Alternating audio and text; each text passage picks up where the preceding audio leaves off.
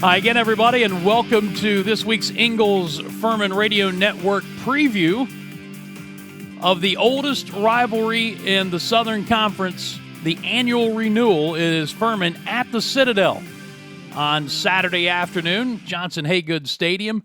Looking forward to having you along with us for the broadcast. If you can't make it there, I'll be giving you all that information in a little bit. I am Dan Scott, the voice of the Paladins.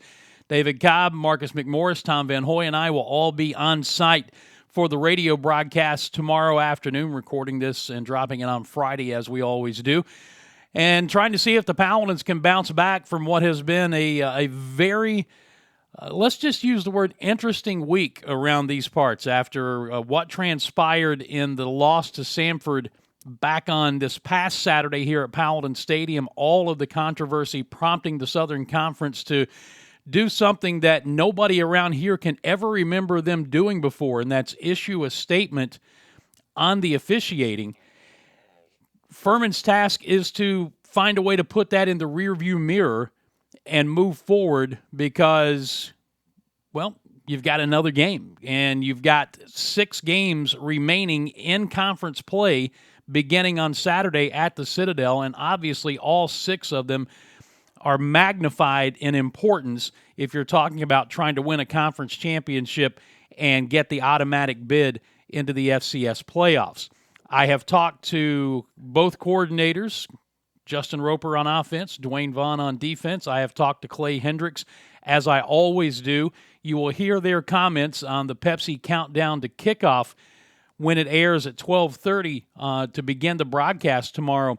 But specifically with Clay Hendricks, we spent some time talking about the effort of putting last week in the rearview mirror, getting beyond that, learning lessons, and now getting their focus on a Citadel team that is probably going to be a little bit desperate for a win. They haven't scored in a couple of games. They got blasted up at Appalachian State last week. And anytime they see purple coming into their neighborhood, it kind of sparks them a little bit. In fact, we're hearing some rumblings that there may be some changes afoot in some of the things that they do, at least from a personnel standpoint, to try and maybe catch Furman off guard. Of course, I heard some of those rumblings from the coaching staff, so if it does happen, they won't be caught off guard. We'll see what happens. Bottom line is that when these two teams get together for what I call the old guard around here, this is the rivalry game. The newer generations, going back for the last 10, 15 years or so, the chief rival at Furman, they would probably tell you Wofford. But for people of a certain age and older, this is the one. And it's always fun when these two teams get together, and we're looking forward to seeing how things play out at Johnson Haygood Stadium on Saturday afternoon. Let's take a look at some of the numbers in comparison for these two teams, the proverbial tail of the tape, if you will. And mentioned Citadel has had just a ridiculously bad time of it offensively. You can see there, 7.5 points a game and only 229 yards of total offense. There have been years where they averaged more than that rushing the football in their triple option style offense. 172 yards on the ground, right at 53 through the air, only averaging 3.3 yards a carry. It has been a very difficult season for them offensively, and to highlight that, the Citadel only has 3 touchdowns all season, and 2 of those have come through the air. They have exactly 1 rushing touchdown on the year. It has been that kind of offensive start for Brent Thompson's Bulldogs. Compare that to Furman, still averaging 28.4 points a game and offensively 443 yards, have shown a nice balance, 196, almost 197 rushing and 246 through the air. The issue for the Paladins in the last 2 weeks has been turnovers, have turned it over 7 times in the last 2 weeks, 6 on offense, once on special teams. Didn't come back to bite them so much at Charleston Southern, as they were able to overcome that 2 weeks ago and come back and get the 24-19 win. But those 2 turnovers, along with the other circumstances against Samford, played a major role, or 2 of the 3 turnovers played a major role in Samford getting out to a lead and holding on for that 34-27 victory. So as I talked to Justin Roper this week, no secret that ball security has been something that they have been focusing on, as well as better touchdown production in the red zone. And I specifically asked him about that. You're going to want to hear his answer on the Pepsi Countdown to Kickoff tomorrow. Total defense, Furman still pretty good, 336 yards per game, allowing 132 on the ground, 204 through the air. And the turnover margin, despite the fact that Furman has turned it over 7 times in the last 2 weeks, still +4 in the turnover margin. That defense has done a good job of taking the ball away. The Citadel -2 in the turnover margin. The big thing for the Furman defense has been big plays, and those have been magnified in each of the last couple of weeks. You look at the Sanford game, and there were 4 huge plays that basically, offensively for the Bulldogs, made the difference in that game. And you talked to Dwayne Vaughn about it, which we have, and again, you'll hear his full answer on the Pepsi Countdown to Kickoff. But it's 10 guys doing a job, maybe one guy not being where he's supposed to be, or just flat not tackling well. So there's a combination of things that they are working hard to try to get shored up in practice. You can't take the big plays out of the game, and you hear that all the time. Well, minus those plays, you go back to the Charleston Southern game. They had 170, 180 yards on 2 plays, and both of those led to scores. One was a touchdown run, or a touchdown pass of 97 yards, and one was an 82-yard run that led to a field goal, set up 10 of their 19 points. But you can't take those plays out. They count just like everything else does. So getting the right people in the right places and mentally focused and making the right plays at the right time is what they have been working on this week, as well as trying to shore up some of the tackling issues. From an offensive standpoint for the Paladins, I can tell you that Tyler Huff has practiced this week. Who is going to start?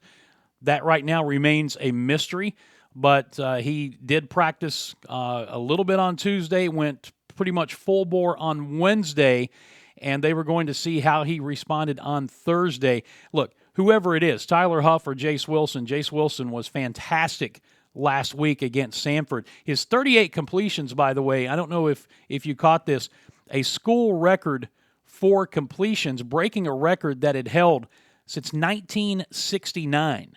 That's how long it's been since somebody completed that many passes.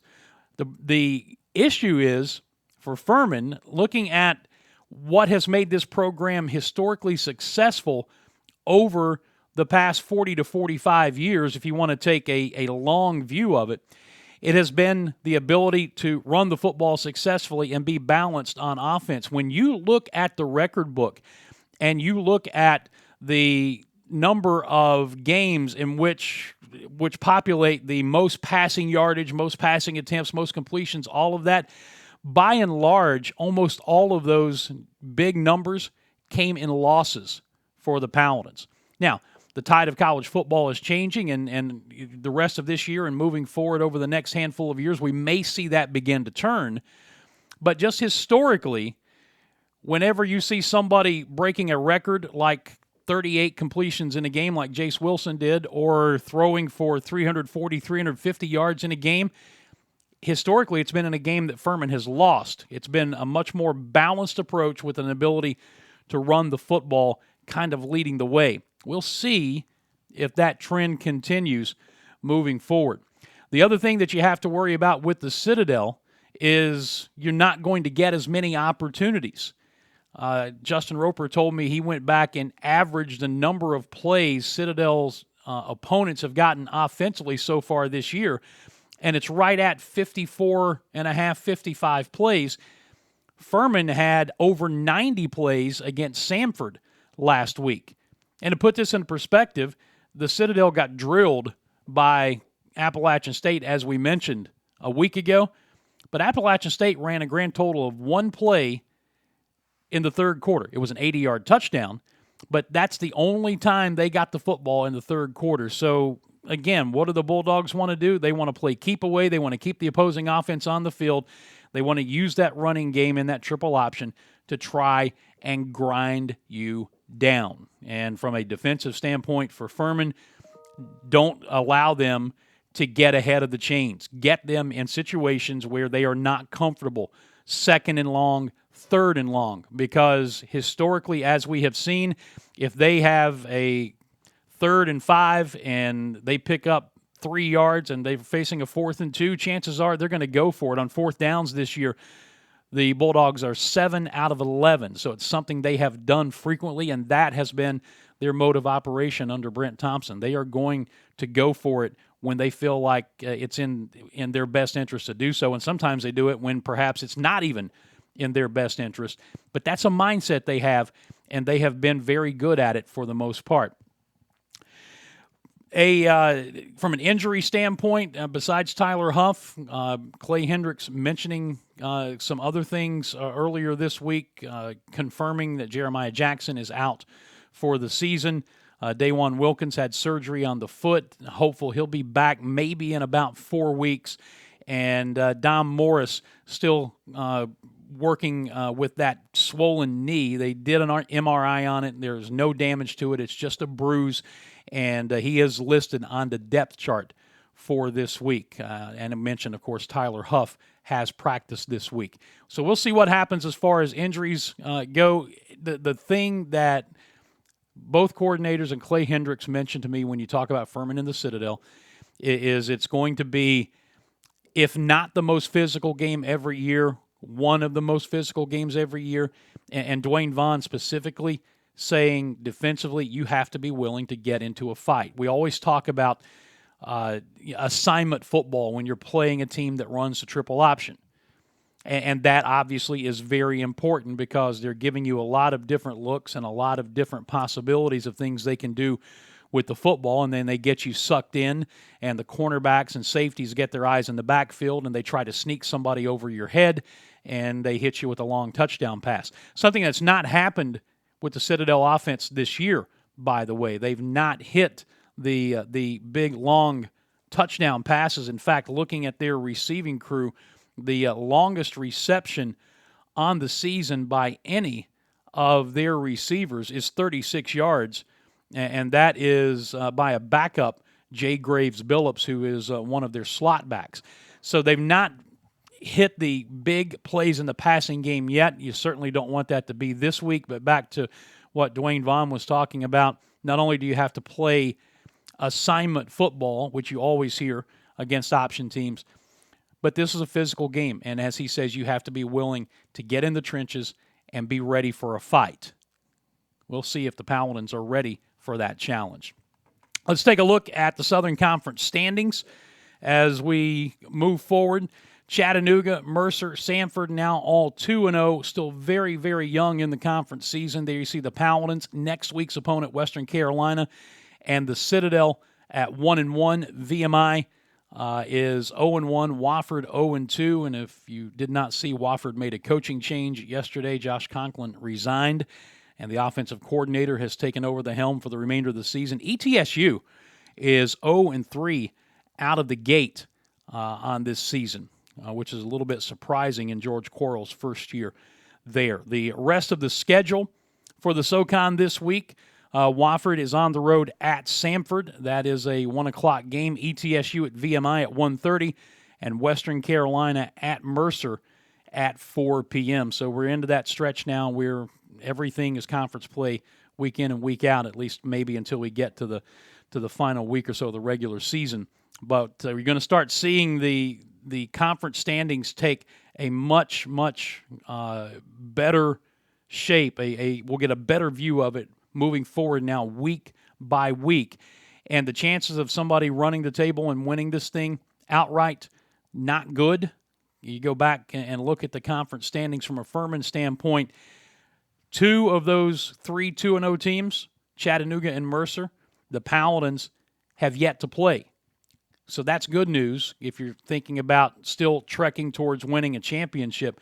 And Samford at 2-0, they still have some pretty intense games in this conference coming up as well. So 6 games remaining for the Paladins in the league. And as I was talking with Cam Brinson, I believe it was, earlier this week prior to the press conference starting, 6 one-game seasons and go 1-0 6 straight weeks and then see what happens. And it starts this week with the Citadel. Your game broadcast information, it will be a televised game on ESPN3. We hope that, or ESPN Plus rather, we hope that you'll watch that, and if you're not going, but turn the sound down, listen to our broadcast on the Fan Upstate, 97.7 FM in Greenville, 97.1 in Spartanburg, and online via Odyssey.com and the Odyssey app. Just search the Fan Upstate, as mentioned. Besides me, it'll be David Cobb, Marcus McMorris, Tom Van Hoy, as always, bringing you all the action. And then one more note, I clipped this directly from the Furman note package this week. This is the 102nd meeting. The oldest rivalry in the Southern Conference began in 1913, has been played every year since 1919 with the exception of that 3-year break during World War II. And the Paladins hold a 61-37 and 3 lead in the series. It's Furman's most wins against any program in school history. So that's a look at the series history. Listen, bottom line, looking forward to getting back down to Charleston. David Cobb gets a travel week off this week as we come to him for the second time in 3 weeks. And then next week, it's back here at Paladin Stadium for Western Carolina. We'll obviously have that preview coming up in a week. Right now, our focus is on the Citadel, and we look forward to having you on board if you can't make the game to the broadcast. Countdown to kickoff begins, brought to you by Pepsi, begins at 12:30 p.m. on the Fan Upstate, with the kickoff at 2 o'clock at Johnson Haygood Stadium for Furman and the Citadel, the renewal of the oldest rivalry in the Southern Conference. It is going to be fun, and we hope that you'll be on board with us for all the action on the Ingles Furman Radio Network. Until the game broadcast, I am Dan Scott, as always, saying God bless you, and so long, everybody.